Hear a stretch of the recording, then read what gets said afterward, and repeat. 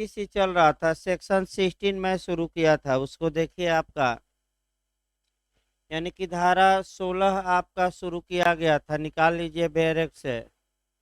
और धारा 16 में आपको बताया जा रहा था, एक तो धारा 16, 17 और 18, ये तीनों धाराएं अचल संपत्ति से संबंधित मुकदमा किस स्थान के न्यायालय में फाइल किया जाएगा या दायर किया जाएगा, ये बताती है। तो आपका हेडिंग ये है, वादों का वहां दायर किया जाना जहां विषय वस्तु स्थित है, यानी कि विषय वस्तु यानी कि सब्जेक्ट, यानी कि जहां अचल संपत्ति है उस क्षेत्र के न्यायालय में ही उस अचल संपत्ति के लिए मुकदमा किया जाएगा। जैसे कि प्रयागराज में अचल संपत्ति है, भाई प्रयागराज के न्यायालय को अधिकारता होगी।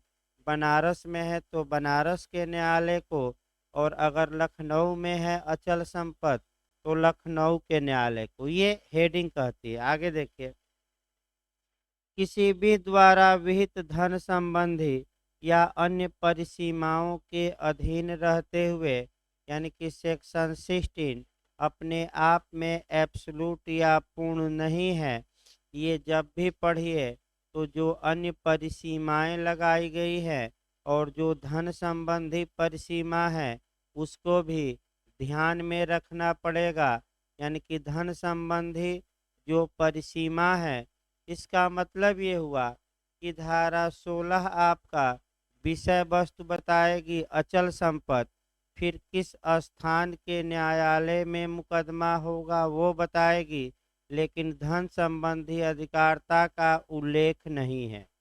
तो धन संबंधी अधिकारता कल भी बताया गया कि किस सेक्शन में है, पूछा भी गया है प्री में 6 में, यानी कि किस धारा में है, 6 में।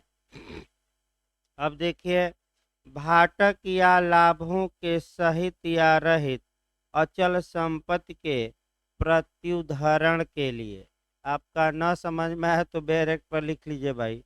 भाटक मतलब रेंट हुआ, रेंट मतलब किराया, और या कोई लाभ उत्पन्न हो रहा है, यानी कि मछली पकड़ना इत्यादि ये लाभ हैं। यानी कि भाटक या लाभों के सहित या रहित, सहित मतलब कि रेंट के साथ, किराए के साथ, और रहित का मतलब हुआ बिना किराए के। यानी कि सहित मतलब जोड़कर और रहित मतलब क्या हुआ, छोड़कर। यानी कि अगला शब्द है अस्थावर संपत्ति, यानी कि इमूवेबल प्रॉपर्टी या अचल संपत्ति के प्रत्युद्धरण।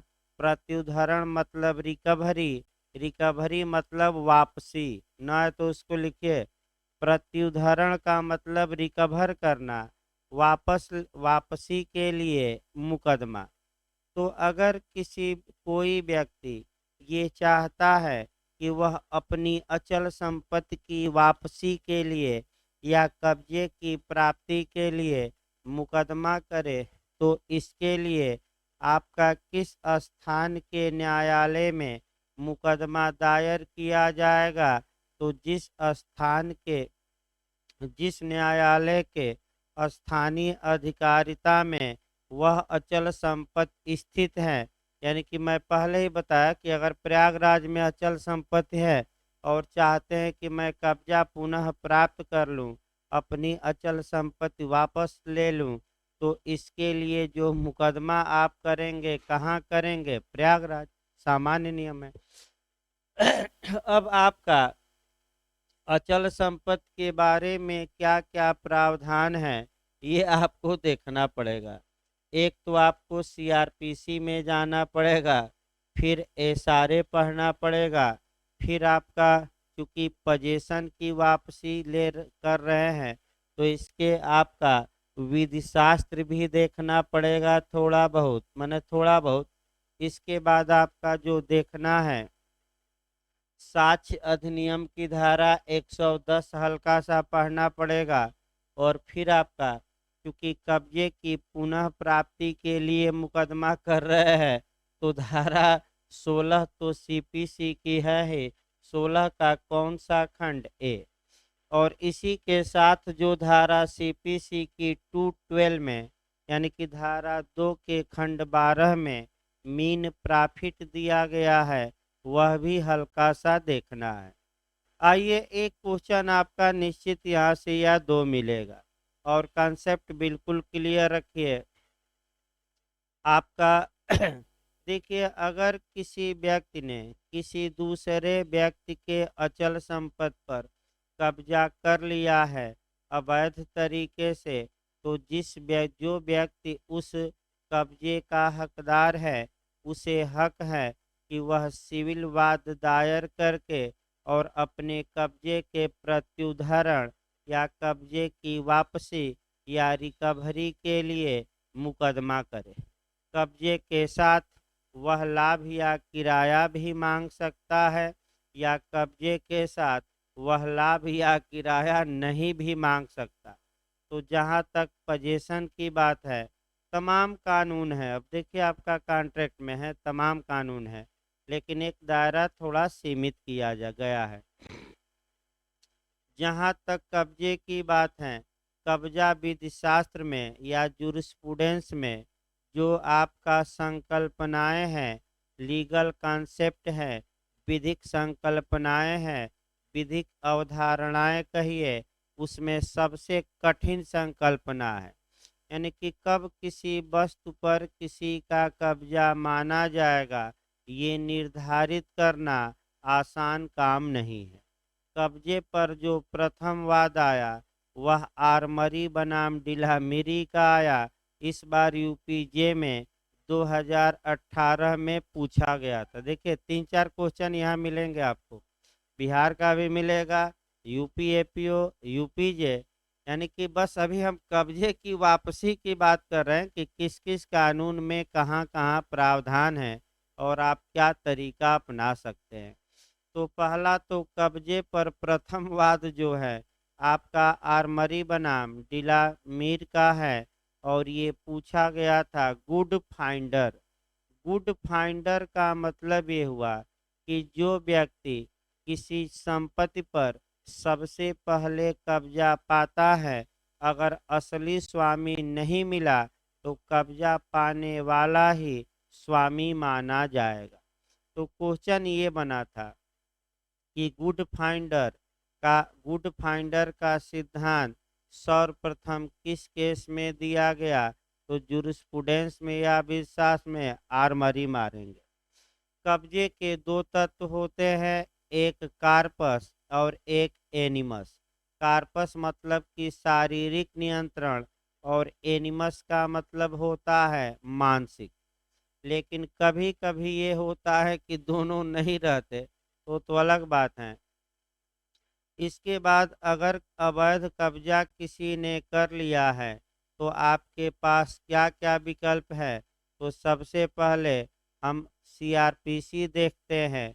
अगर सीमा का विवाद है या कब्जे का विवाद है तो स्वामित्व का नहीं, आपका जल या थल की सीमा का या उसके प्रयोग का या उसके कब्जे का, स्वामित्व का हम नहीं बता रहे हैं।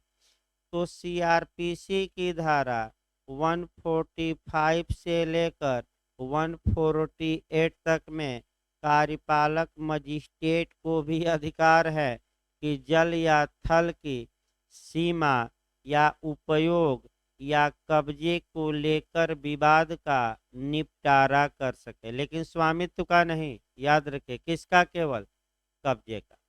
ये सीआरपीसी ये आपका झारखंड में पूछा गया था। आपका सीमा का विवाद और उपभोग का विवाद, तो सतर्क रहना है। 145 से कहाँ तक? 108 तक। अगर धारा 16 अगर कोई व्यक्ति अपने कब्जे की पुनः प्राप्ति की मांग करता है तो इसके लिए आपका स्पेसिफिक रिलीफ एक्ट प्रावधान डिटेल में करता है। इसके लिए आपका जो प्रावधान किया गया है वह आपका धारा 5 में, 6 में, 7 में और 8 में। यहाँ से अच्छे से तैयार रखिएगा भाई, अभी बिहार में पूछा भी गया था ये क्वेश्चन।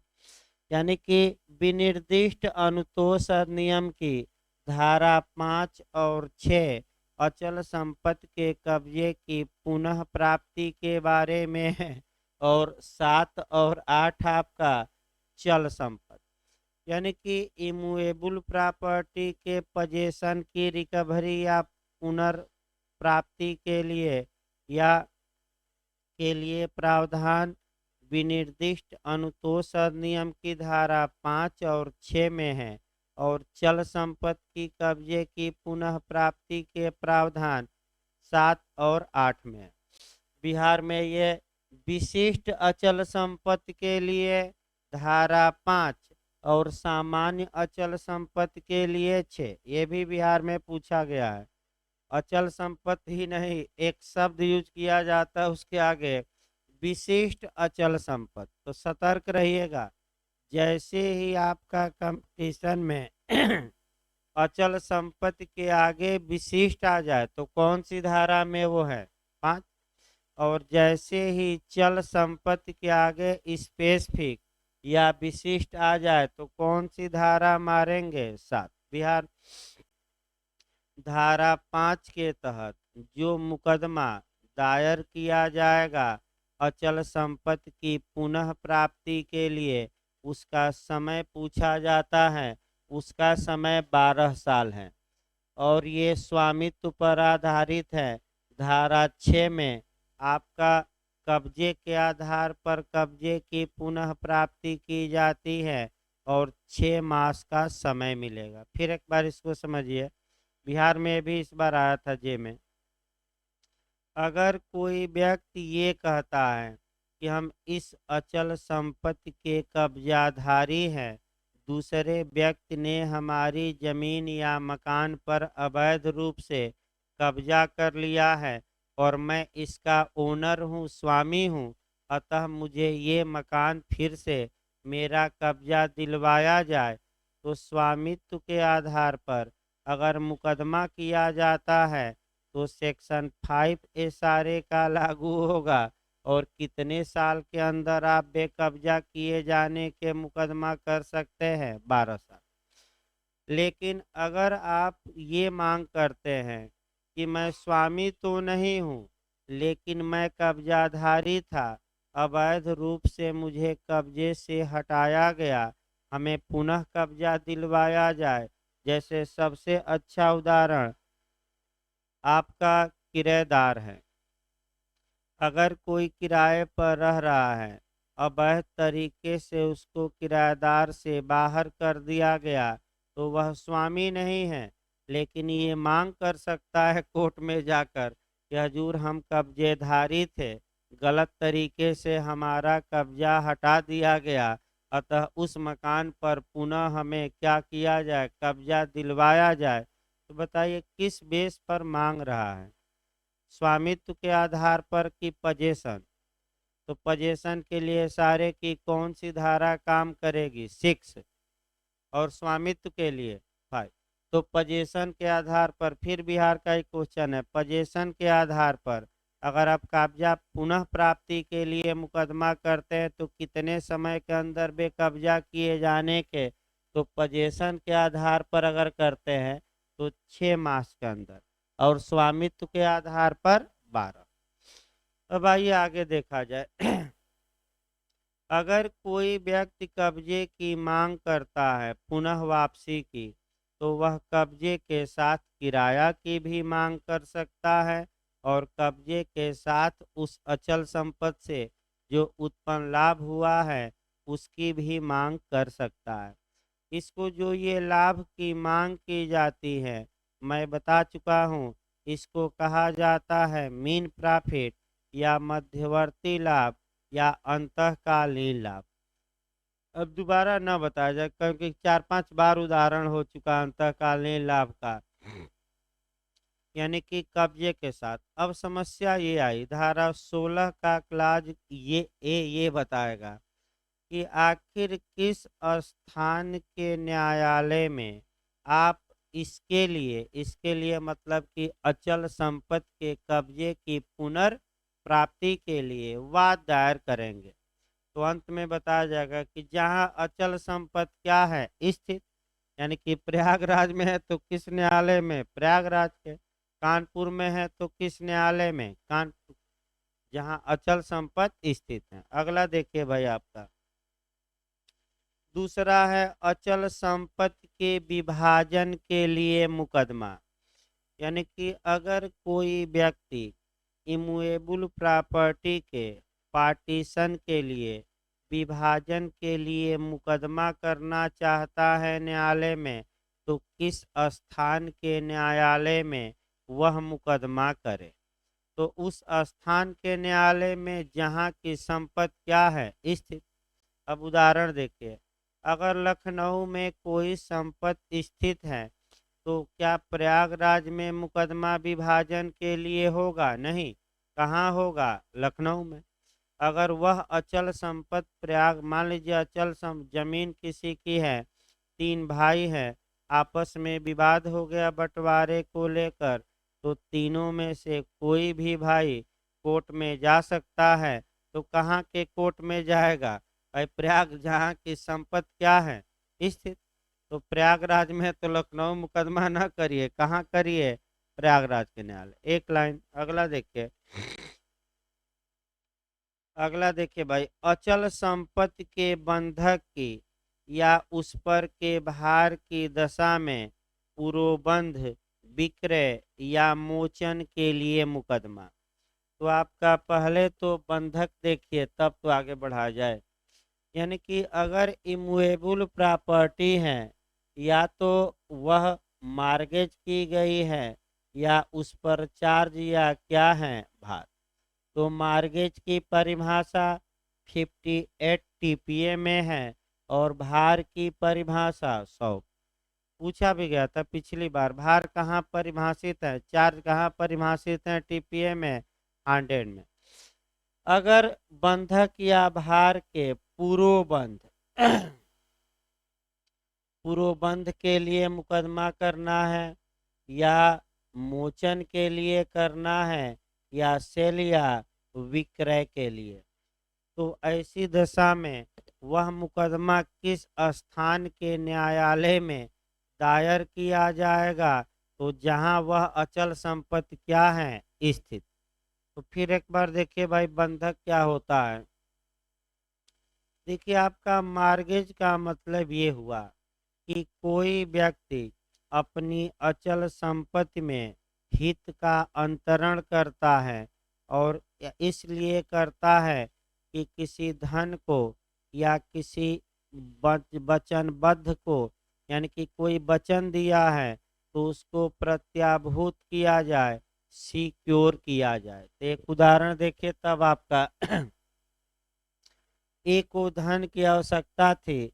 ए ने अपना मकान, इस मकान में बी के पक्ष में हित सृजित किया, इंटरेस्ट दिया और बी से 1 लाख रुपया उधार लिया, और गारंटी के तौर पर कि आपका 1 लाख डूबेगा नहीं, इस मकान में इंटरेस्ट किसके पक्ष में ट्रांसफर किया है, ए ने बी के। तो इसी को मार्गेज कहा जाता है।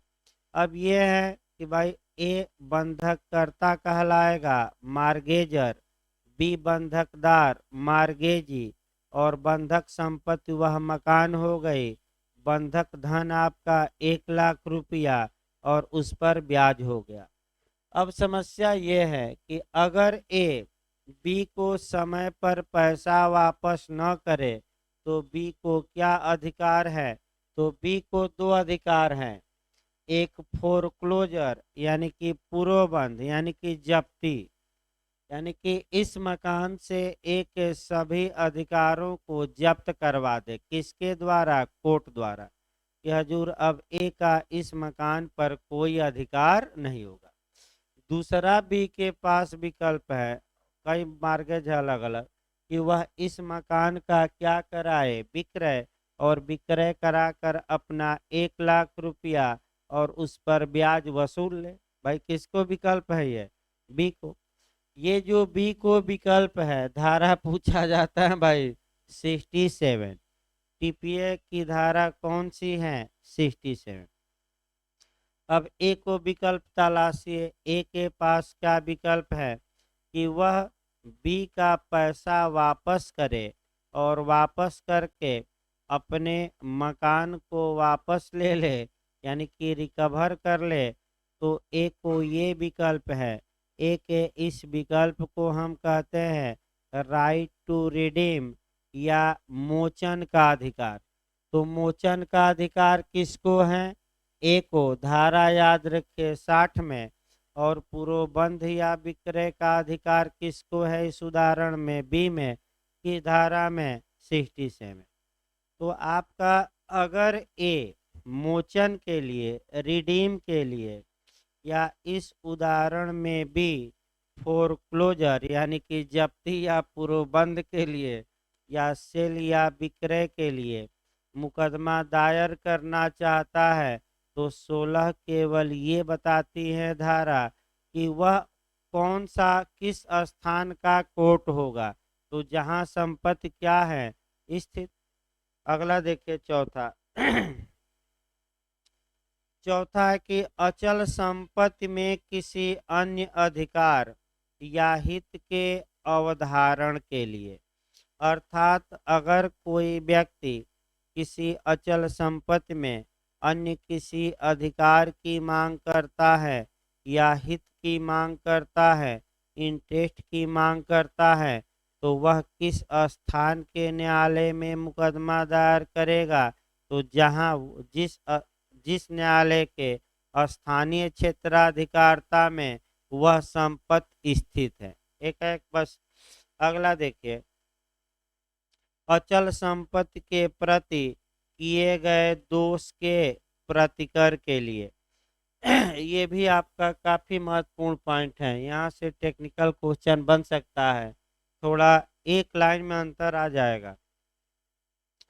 अगर अचल संपत्ति के प्रति कोई रांग किया गया है, कोई दोष किया गया है, दोष यानी कि टाट किया गया है, टाट मतलब अपकृत किया गया है या दुष्कृत किया गया है, और जिसकी संपत्ति वह चाहता है कि इस अपकृत के लिए या इस दुष्कृत के लिए वह जो व्यक्ति संपत्ति को नुकसान पहुंचाया है उससे मुआवजा पाले। भाई पाया जा सकता है। दूसरा ये हो सकता है कि कोई मूवेबल प्रॉपर्टी थी, उसके प्रति कोई फॉल्ट या दोष या रॉन्गफुल एक्ट किया गया हो, यानी कि कोई गलती की गई हो और किसको नुकसान पहुंचा दिया गया हो, चल संपत्ति, तो इसके लिए जिसकी संपत्ति वह मुआवजा मांगना चाहता है, तो इसके लिए सेक्शन बदल दीजिएगा। यही पॉइंट पकड़ना है। इसके लिए सेक्शन काम करेगा 19 और इसके लिए कौन काम करेगा? 16। फिर एक बार कंसेप्ट बनाइए, यही अंतर आएगा। अगर इमूवेबल प्रॉपर्टी के प्रति कोई गलती की गई है, कोई दोष किया गया, कोई नुकसान पहुंचाया गया, या नुकसान भी कह सकते हैं कि अगर कोई नुकसान पहुंचाया गया है और जिसकी संपत्ति वह मुआवजा मांगना चाहता है, तो धारा 16 लागू होगी। और यही संपत्ति किस नेचर की हो? चल, मूवेबल, तो 16 न लागू कराइएगा। कौन सा सेक्शन लागू होगा? 90। पहला दिमाग में बैठाइए। अब एक उदाहरण देखिए। एक हम आपका नुकसान पहुंचवाया जाए अचल संपत्ति का, मुकदमा दायर कराया जाए, और एक नुकसान कहाँ पहुंचाया जाए? किसको? चल संपत्ति, फिर मुकदमा दायर कराया जाए। दोनों का एक उदाहरण देखिए, बहुत क्वेश्चन ये बनता है, अच्छे से देखिए। मान लीजिए कि प्रयागराज है और प्रयागराज के सिविल लाइन में ए का मकान है। बी आता है और ए के मकान का खिड़की और की दरवाजा तोड़ देता है, यानी कि बी ने ए के मकान में दोष पहुंचाया, क्षति पहुंचाई। तो एक तो ये जो मकान में तोड़ फोड़ बी ने किया है, पहला बी ने अपराध किया, वह मिसचीफ का अर्थात रिश्ती का, अर्थात आईपीसी की धारा 425 का, यानी कि नुकसान या नुकसान या हानि पहुंचाना, ये अपराध है रिश्ती का। तो एक तो बी पर एफआईआर हो सकता है कि इसने मकान तोड़ा फोड़ा। दूसरे ए को और भी पावर है कि ए इस तोड़ फोड़ या नुकसान के लिए बी के खिलाफ मुकदमा करे और मुकदमा करके आपका डैमेजेज या आपका क्षतिपूर्ति वसूल ले। तो बस धारा 16 ये बताती है कि जब ए बी के खिलाफ मुकदमा करेगा इसके लिए कि मुआवजा हमें दिलवाया जाए, तो किस स्थान के न्यायालय में करेगा? तो जहां वह अचल संपत्ति क्या है स्थित। तो अचल संपत्ति कहाँ स्थित है? प्रयागराज में। तो मुकदमा कहाँ होगा? प्रयाग। ये किस संपत्ति के बारे में बताया गया? अचल की चल? अचल। सतर्क रहिए। इमूएबल। अब आइए आपका चल देखिए भाई। अब चल संपत्ति के बारे में तमाम आपका नियम मिलेंगे। चल संपत्ति के बारे में जो नियम मिलेगा वह आपका सेक्शन 19 में मिलेगा।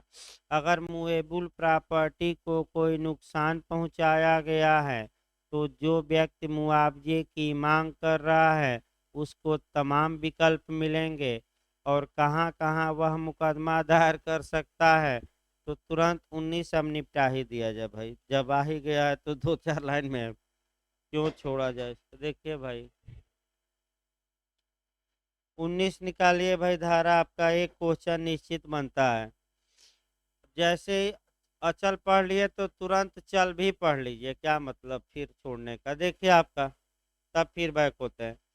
शरीर या चल संपत्ति के प्रति किए गए दोषों के लिए प्रतिकर के लिए वाद।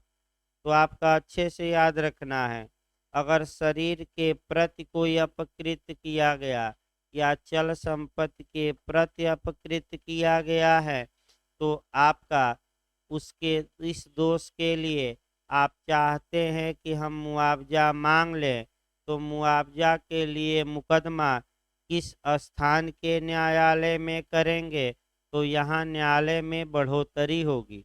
और देखिए कहाँ कहाँ, जिस स्थान के न्यायालय में दोष किया गया है वहाँ भी कर सकते हैं, या अगर प्रतिवादी यानी कि दोष करने वाला किसी अन्य न्यायालय की अधिकारता के भीतर निवास करता है, कारोबार करता है या अभिलाभ के लिए स्वयं कार्य करता है। तो आइए पहले उदाहरण बनाइए, उसके बाद डिटेल में चलेगा। मेन कॉन्सेप्ट क्लियर कर लीजिए। देखिए आपका मान लीजिए बी है और बी ने ए की चल संपत्ति, तो कोई चल संपत्ति बनाइए, बाइक ही बना दीजिए, चल संपत्ति में आ ही जाएगी। मान लीजिए बी ने ए की चल संपत्ति यानी कि बाइक को जलाकर क्या कर दिया, राख।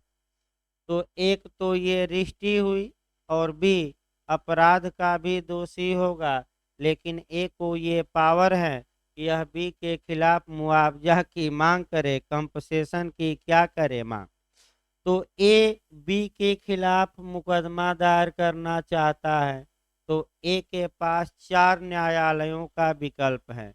4 में से कहीं एक कोर्ट में ये मुकदमा कर सकता है। थोड़ा सतर्क रहिए। धारा 16 में अचल संपत्ति के बारे में केवल एक न्यायालय था जहां वह संपत्ति स्थित है, लेकिन चल संपत्ति के बारे में न्यायालयों में क्या हो रही है? बढ़ोतरी। कितने न्यायालय हो गए? 4। अब ए बी के खिलाफ कहाँ कहाँ मुकदमा कर सकता है? तो जहां बी ने दोष कारित किया, तो जिला चेंज करते रहिए। मान लीजिए बी ने प्रयागराज में बाइक जला दी, तो ए कहाँ मुआवजे की मांग के लिए मुकदमा कर सकता है? प्रयागराज। दूसरा बी स्वेच्छा से निवास करता है लखनऊ में, तो जहां प्रतिवादी क्या करता है? वास्तव में और स्वेच्छा से निवास करता है, वहां भी ये मुकदमा कर सकता है। जहां आपका कारोबार करता है, यानी कि बी मान के चलिए कि बनारस में कारोबार करता है, तो ए कहाँ मुकदमा मुआवजे की मांग के लिए कर सकता है? बनारस। और व्यक्तिगत अभिलाभ के लिए कार्य करता है, यानी कि बी जहाँ व्यक्तिगत अभिलाभ के लिए बताया जाएगा डिटेल में कार्य करता है, वहाँ भी ए मुकदमा कर सकता है। तो ए के पास कितने विकल्प मौजूद हैं? 4। तो चारों जगह मुकदमा नहीं होगा, इन चारों में से किसी एक न्यायालय में मुकदमा होगा। खूब मेंस और प्री में पूछा जाता है। आपका मानहानि का उदाहरण तो आगे हम बताएंगे, पहले क्रम से ही चला जाए। फिर मैंने सामान्य बात बता दी गई 19 की। देखिए भाई फिर 16 पर बैक होइए, ताकि 17 18 तो बहुत छोटी छोटी धाराएं, फिर 19 आ ही जाएगा। अगला देखिए आपका करस्थम या कुर्की के वस्तुतः अधीन चल संपत्ति के प्रत्युद्धरण के लिए हैं, तो उस न्यायालय में दायर किए जाएंगे जिसकी अधिकारिता की स्थानीय सीमाओं के भीतर वह संपत्ति स्थित है। यानी कि एक आपवादिक दशा आ गई। सामान्यतः सेक्शन 16, 17 और 18 आपका केवल अचल संपत्ति के बारे में लागू होगा, लेकिन धारा 16 के क्लाज एफ में एक आपका अपवाद आ गया। अपवाद का मतलब ये हुआ कि ये धारा 16 का खंड एफ आपका मूवेबल प्रॉपर्टी या चल संपत्ति के लिए दे दिया गया है। तो सभी चल संपत्तियां नहीं, ऐसी चल संपत्तियां जो न्यायालय द्वारा क्या कर ली गई हैं, अटैच, जब्त या कुर्क। तो आइए अब कुर्क देखिए भाई कैसे किया जाता है। सीपीसी के धारा 94 और आदेश 38 के तहत निर्णय से पहले ही प्रतिवादी की संपत्ति को न्यायालय कुर्क कर सकता है, जब्त कर सकता है। निर्णय के बाद जब जब्ती होगी तो धारा 60 में, यानी कि सीपीसी की धारा 60 में उन प्रॉपर्टियों का वर्णन किया गया है जिनको कि डिक्री या आदेश को लागू कराने में क्या किया जा सकता है, जब्त या कुर्क। तो अगर न्यायालय ने चल संपत्ति कुर्क कर लिया और उसकी कुर्की की वापसी के लिए कि हमारी जो कुर्क की गई संपत्ति है उसको क्या किया जाए, लौटाया जाए, तो इसके लिए मुकदमे करने का प्रावधान धारा 19 में नहीं आएगा। 19 में नहीं, किस में आएगा? 16 के किस क्लाज में? एफ में। याद रखिए, लेकिन सभी चल संपत्ति नहीं, ऐसी मूवेबल प्रॉपर्टी जो कुर्क हो गई हो और उसको आप क्या पाना चाहते हैं, वापस, तो कहाँ मुकदमा होगा? लगातार तो बताया जा रहा है जहां संपत्ति क्या हो, स्थित। अब प्रोविजो देखिए भाई आपका, परंतु का पहले भूमिका बांधिए साम्या से। पूछा जाता है बिहार में, यूपी में तो भाई कम पूछा जाता है इक्विटी। देखिए जहां तक आपका धारा 16 के प्रोविजो की बात है, प्रोविजो ये धारा 16 के परंतु में आपका एक साम्य का सिद्धांत समाहित है। साम्य का यह सिद्धांत समाहित है कि साम्य व्यक्ति की क्रिया से संबंध रखती है, यानी कि परसोनम होती है। इसका मतलब ये हुआ कि साम्य के न्यायालय जब भी कोई आदेश, डिक्री या निर्णय देते हैं और अगर कोई व्यक्ति उसका पालन नहीं करता, यानी कि आर्डर, डिक्री या जजमेंट को फॉलो नहीं करता, यानी कि उसको पालन नहीं करता, तो साम्य न्यायालय जबरदस्ती पालन करवाते थे, लेकिन उस व्यक्ति की संपत्ति पर प्रभाव डालकर नहीं। यानी कि ऐसे व्यक्ति की संपत्ति को जब्त नहीं करते थे, क्योंकि साम्य गुड कंसेंस पर आधारित है, अंतःकरण पर आधारित है। अतः साम्य न्यायालय ये चाहते थे कि व्यक्ति के अंतःकरण पर प्रभाव डाला जाए, उसके अंतर्मन पर प्रभाव डाला जाए और यह व्यक्ति हमारे निर्णय का क्या करे पालन। तो अंतःकरण पर प्रभाव डालने के लिए ऐसे व्यक्ति को गिरफ्तार करवा के तब तक जेल भेजते थे जब तक कि वह साम्य न्यायालय के निर्णयों का क्या नहीं कर देता पालन। और ये सिद्धांत कि साम्य व्यक्ति की क्रिया से संबंध रखती हैं, कुछ हद तक आपका सीपीसी में धारा 16 के प्रोविजो में समाहित है। प्रोविजो अभी कल बताएंगे भाई, एक बार और थोड़ा बहुत मिस कहीं हो रहा है आपका। आगे धारा 17 देखिए, आपका हल्का सा कहीं कंसेप्ट आपका डिग रहा है, इससे अच्छा है कि फिर एक बार उस कंसेप्ट को बनाकर ही आपका पढ़ाया जाए भाई, आधा अधूरा ना पढ़ाया जाए। आइए धारा 17 बहुत आसान है। धारा 17 आज्ञापक प्रकृति की धारा नहीं है। पहला नियम याद रखिए, मैंडेटरी नहीं है। इसका भी उद्देश्य यही है कि वादों की बाहुल्यता को रोका जाए। धारा 17 तो पहले एक उदाहरण बताई, उदाहरण देखा जाए तो उसके बाद बेरेक्ट 2 मिनट। ये एक व्यक्ति है, ध्यान समझिए उदाहरण। ये एक व्यक्ति है और इसके पास जो प्रॉपर्टी है बनारस में भी है और प्रयागराज में भी, और एक लखनऊ बना लिया जाए, 3 शहरों में है। ए एक वसीयत लिखता है और वसीयत द्वारा बी को बनारस, प्रयागराज और लखनऊ तीनों की संपत्ति दे देता है। ए मर जाता है। अब बी वसीयत के लिए प्रोवेट लाना चाहता है, वसीयत को मान्य कराना चाहता है। तो सामान्य नियम यह है कि बनारस के भी न्यायालय में मुकदमा दायर करे और कहाँ करे, प्रयागराज, और कहाँ। तो कितने मुकदमे हो जाएंगे, 3। तो बी के पास कानून एक विकल्प देता है कि तुम तीनों जिलों में मुकदमा न करो, तुम क्या करो, किसी एक जिले में ही मुकदमा कर दो और पूरी संपत्ति के लिए करो। लेकिन एक जिले में किया जाएगा तो आपका वह जिस जिले में किया जाएगा तीनों संपत्तियों के मूल्य को देखकर किया जाएगा, और केवल बनारस की संपत्ति को नहीं, लखनऊ की संपत्ति का मूल्य कितना है, प्रयागराज की संपत्ति का मूल्य कितना है, बनारस की संपत्ति का मूल्य कितना है, ये निकाला जाएगा। तब कौन न्यायालय सक्षम होगा तीनों संपत्तियों के बारे में, तब मुकदमा एक जगह किया जा सकता है। तो बताइए क्या ये बी के लिए वैकल्पिक प्रावधान है कि अनिवार्य विकल्प है, चाहे तीनों जगह जाए या कहाँ जाए। ये तो इसका उद्देश्य क्या हुआ एक लाइन में, कि मुकदमों की बाढ़ को या मुकदमे की भरमार को क्या किया जाए।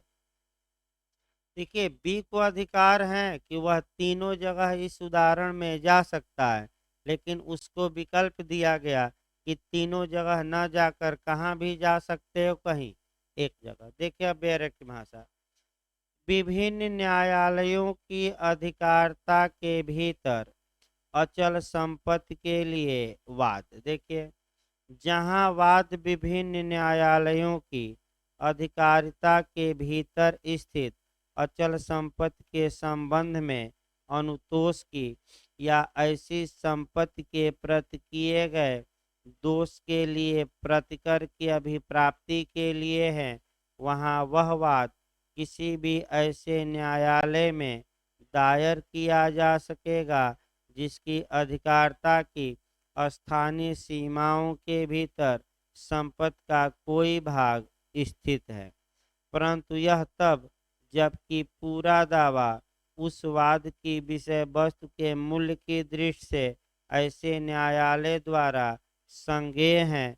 संज्ञेय मतलब कि ऐसा न्यायालय सक्षम हो, तो पूरे के लिए सक्षम हो कि उसी इलाके के लिए, पूरे के लिए। एक मने बस साधारण तौर पर देखा जाता है। 18 से आपका पिछली बार क्वेश्चन बना था, धारा 18 आपका जब सीमा का विवाद हो तब लागू होगी। यानी कि एक उदाहरण पहले समझिए उसके बाद बेरेक्ट समझाया जाए। देखिए, मान लीजिए कि आपका प्रतापगढ़ और प्रयागराज की सीमा पर कोई जमीन है। अब उस जमीन को लेकर विवाद उत्पन्न हो गया। ये डिस्प्यूट हो गया कि वह जो जमीन है वह प्रयागराज के न्यायालय के क्षेत्राधिकार के अंतर्गत है कि आपका प्रतापगढ़ के। तो ऐसी दशा में क्या किया जाए? मुकदमा होगा कि नहीं होगा? अब मान लीजिए कि प्रयागराज के न्यायालय ने उस विवाद पर मुकदमा स्वीकार कर लिया, तो सबसे पहले प्रयागराज का न्यायालय ये डिसाइड करेगा कि हमें अधिकारता है कि नहीं। अगर प्रयागराज का न्यायालय कारण लिखता है, ये लिखता है कि हमें विश्वास है कि हमें अधिकारता है, सुनवाई कर देता है, फैसला देता है और बाद में पता लगता है कि स्थानीय अधिकारता नहीं थी, तो ये फैसला वैध होगा, शून्य नहीं होगा। लेकिन ये कब नियम लागू होगा? जबकि दो जिलों में किस किस माने किसके लिए विवाद हो? सीमा का। यही आपका पूछा भी गया था, इसके आगे नहीं पूछा गया कि आपका दो जिलों में सीमा का विवाद हो तो कौन सी धारा? तो धारा 18। लेकिन बेयर एक्ट हम बता रहे हैं, सीमा का जब भी विवाद पूछे आपका बाउंड्री का, तो ऐसी दशा में झारखंड एपीओ भी बहुत अच्छा क्वेश्चन बनाया था, सीआरपीसी में जाकर बनाया था कि अगर भूमि और जल की सीमा का विवाद हो तो कौन सी धारा के तहत इस विवाद का निपटारा कार्यपालक मजिस्ट्रेट द्वारा होगा? तो भाई देखिए तो एक बार 145 है कि देखिए तो यही पॉइंट पकड़ना है भाई, सीमा का विवाद हो और उपयोग का अलग अलग है। सीमा का विवाद 100 आपका 145 में आएगा भाई। झारखंड में अभी पूछा गया था एपीओ में, फिर कवर करिए, यही दो चार टेक्निकल क्वेश्चन है गलत लोग करके आ रहे हैं। बाउंड्री का विवाद हो तो धारा जब भी 18 पढ़िएगा, सीआरपीसी की धारा एक जरूर पढ़िएगा 145, उसमें भी सीमा का विवाद है। किसका विवाद है? आपका जल या थल की सीमा का। और यहाँ भी सीमा का विवाद है, माने आपका सीमा का दो न्यायालयों में से किस न्यायालय की अधिकारता में वह प्रॉपर्टी आती है। भाई शहर में तो कोई दिक्कत थोड़े है, बाउंड्री पर तो दिक्कत है। तो देखिए आपका बेयर एक्ट की भाषा देखिए भाई, नहीं इतना में काम चल जाएगा, कोई दिक्कत नहीं है, प्री में ही केवल पूछा जाता है। लेकिन बेयर एक्ट की भाषा एक बार देखिए, जहाँ न्यायालयों की अधिकारता की स्थानीय सीमाएं अनिश्चित हैं, वहाँ वाद के दायर किए जाने का स्थान, यही हेडिंग पूछा गया था जे में। जैसे ये देख के अनिश्चित है तो कहाँ वाद दायर होगा? तो कौन सी धारा कवर करेगी? 18। देखिए, जहाँ यह अभिकथन किया जाता है कि यह अनिश्चित है कि कोई अचल संपत्ति दो या अधिक न्यायालयों में से किस न्यायालय की अधिकारता की स्थानीय सीमाओं के भीतर स्थित है, वहाँ उन न्यायालयों में से कोई भी एक न्यायालय यदि उसका समाधान हो जाता है, समाधान माने विश्वास, विश्वास हो जाता है कि अभिकथित अनिश्चितता के लिए आधार है, तो उस भाव का कथन अभिलिखित कर सकेगा और तब उस संपत्ति से संबंधित किसी भी मुकदमे को स्वीकार करने और उसके निपटारा के लिए आगे कार्यवाही कर सकेगा। और आपका कह सकते हैं और उस वाद में उसकी डिक्री का वही प्रभाव होगा मानो वह उसकी अधिकारता के अंदर था। तो आपका कोई खास इसका मतलब ये हुआ, मुख्य रूप से एक लाइन पढ़ा जाता है कि अगर दो या दो से अधिक न्यायालयों की अधिकारता को लेकर विवाद उत्पन्न हो गया, यानी कि अनिश्चितता उत्पन्न हो गई, तो उनमें से कोई एक न्यायालय अपना समाधान करे, मुकदमा उसमें किया गया है तो ग्रहण करे, कारण लिखे, अपना विश्वास कर ले कि मुझे क्या है अधिकारता, और सुनवाई करके अगर फैसला दे देता है तो वह फैसला वैध माना जाएगा कि शून्य वैध। बस इतना ही पढ़िएगा। इसके बाद आपका मुख्य रूप से 19 अच्छे से पढ़ना है। अब जो आपका क्वेश्चन बनता है मेंस प्री में बहुत ज़्यादा बनता है, वह सेक्शन 19 से बनता है। आइए 19 देखा जाए और अच्छे से इसको देखिएगा और फिर आपका बताया भी जाएगा। उदाहरण रट्टा मार कर जाइए, वैसे उदाहरण मैं एक बता चुका हूँ, मानहानि का ही बताना है। तो आइए एक मानहानि का भी देख लिया जाए।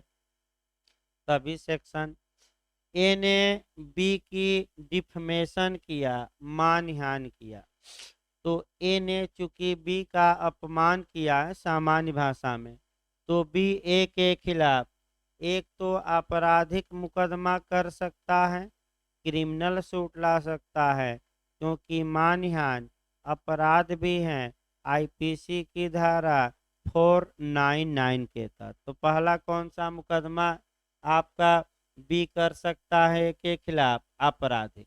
ये मुकदमा आपराधिक न्यायालय में चलेगा, उसमें अभियुक्त क्या पाएगा? सजा। बी को एक और पावर है कि ए के खिलाफ ये मुकदमा कर सकता है, सिविल वाद ला सकता है सिविल न्यायालय में, और किसकी मांग कर सकता है? मुआवजे की। तो बस किस स्थान के न्यायालय में बी सिविल वाद लाए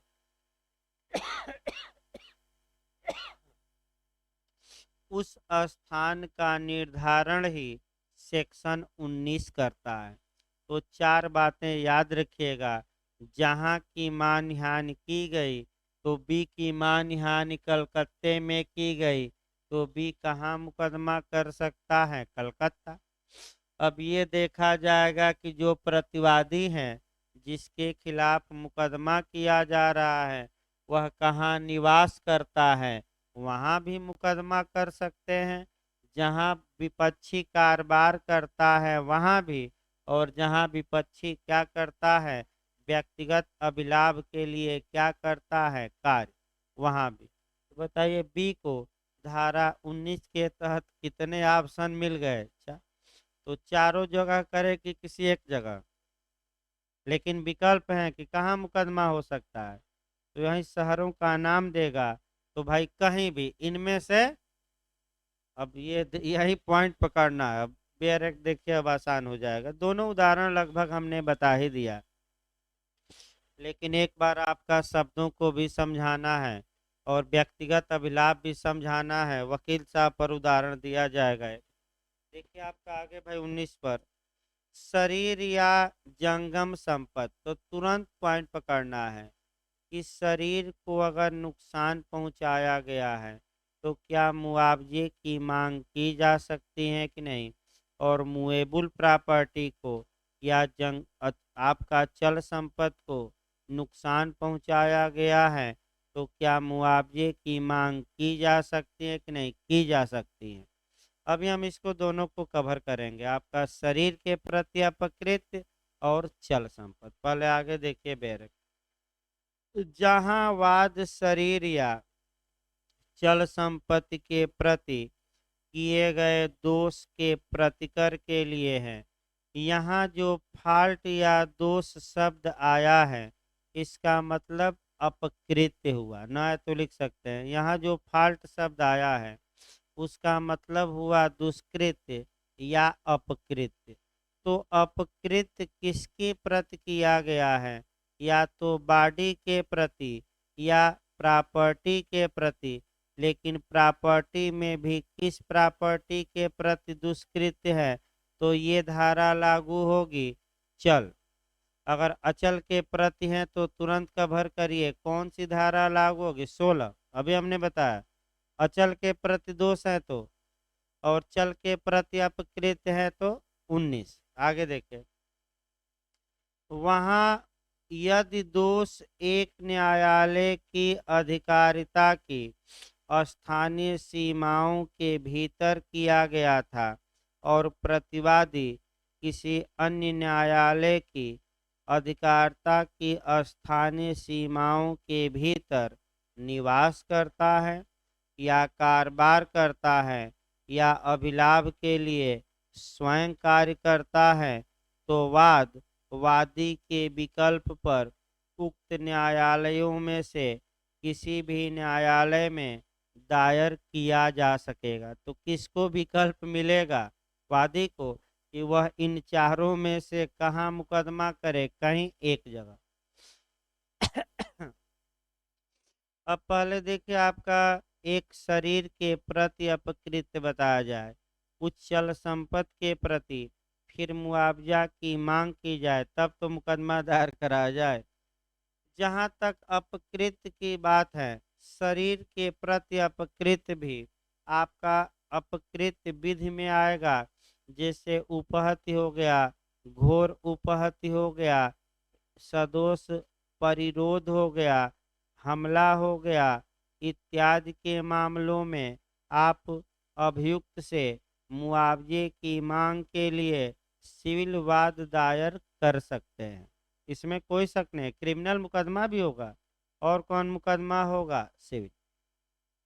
ऐसी दशा में अब धारा 19 केवल ये बताएगी कि जब वादी मुआवजे की मांग के लिए प्रतिवादी के खिलाफ मुकदमा कर रहा है तो किस कोर्ट में मुकदमा होगा।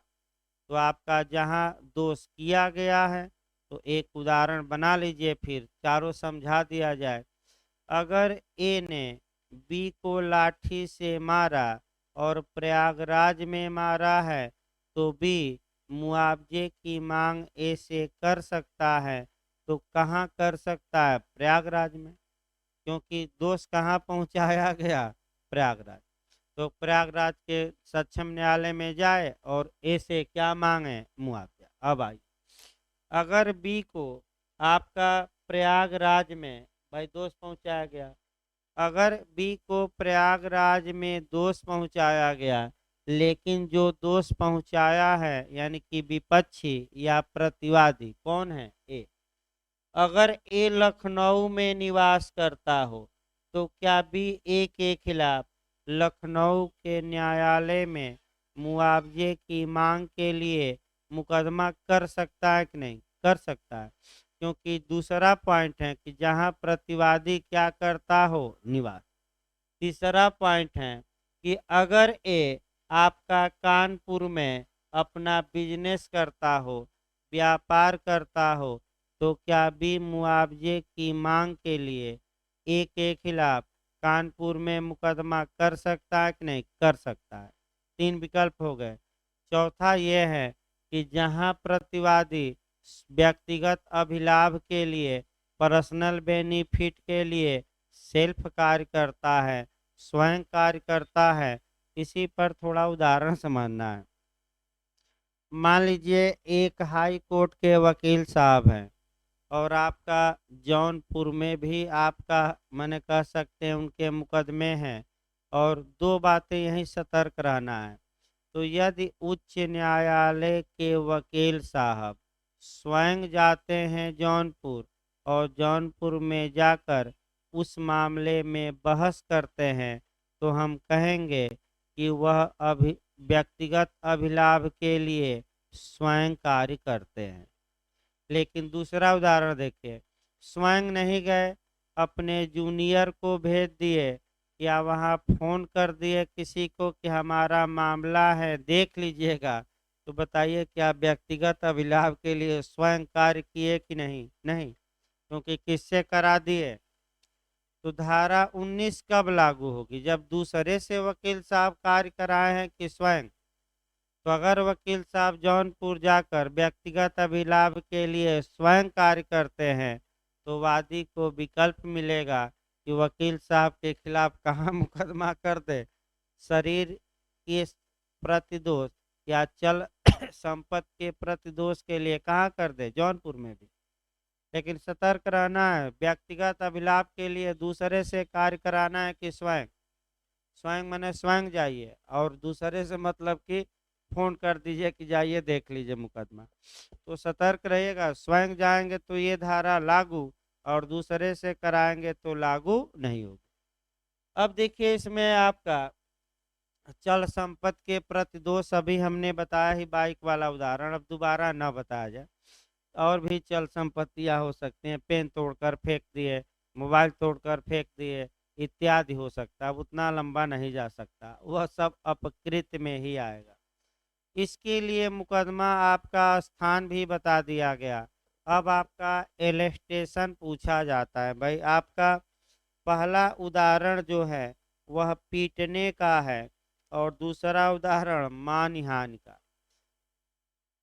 यानी कि इसका मतलब ये हुआ कि कोई भी उदाहरण आपका चल संपत्ति को नुकसान पहुंचाने का नहीं है। दोनों उदाहरण किसके नुकसान के लिए हैं? शरीर के।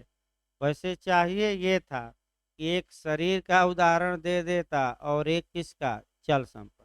लेकिन दोनों शरीर।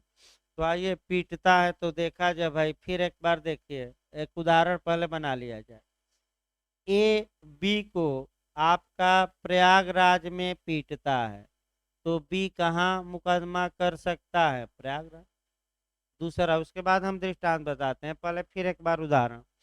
मान लीजिए ए निवास करता है बनारस में, तो बी को और कहाँ विकल्प मिल गया?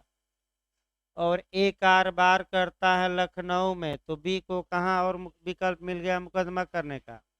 और ए व्यक्तिगत अभिलाभ के लिए कार्य करता है जौनपुर में, तो ए बी ए के खिलाफ मुआवजे की मांग के लिए कहाँ मुकदमा कर सकता है? जौन।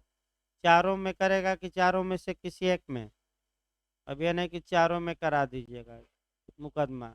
अब चारों में हो जाएगा तो आगे बताया जाएगा, अभी धैर्य रखिए भाई, आपका कल आ ही जाएगा वो भी पॉइंट। न जानता हो तो पता कराए, और क्या भाई, पता करा करे।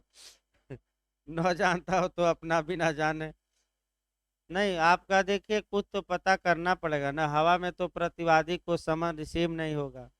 भाई पता करे, एफआईआर दर्ज कराए, पुलिस से पता करवाए, क्योंकि ये तो पीटता है तो भाई क्रिमिनल भी तो मामला है। अब ये तो पता कराना ही पड़ेगा कि प्रतिवादी कहाँ का है कहाँ का नहीं। भाई ऐसे मुकदमा हवा में समन नहीं ना जारी कराएंगे, कोई तो पता होना चाहिए। अगला देखिए भाई, अब दृष्टांत देखिए, दृष्टांत एकदम आसान हो जाएगा, कोई दिक्कत ही नहीं है। दिल्ली में निवास करने वाला क कलकत्ते में ख को पीटता है। अब बताइए ख कहाँ मुकदमा कर सकता है क के खिलाफ? फिर उदाहरण ए बी करके देखिए।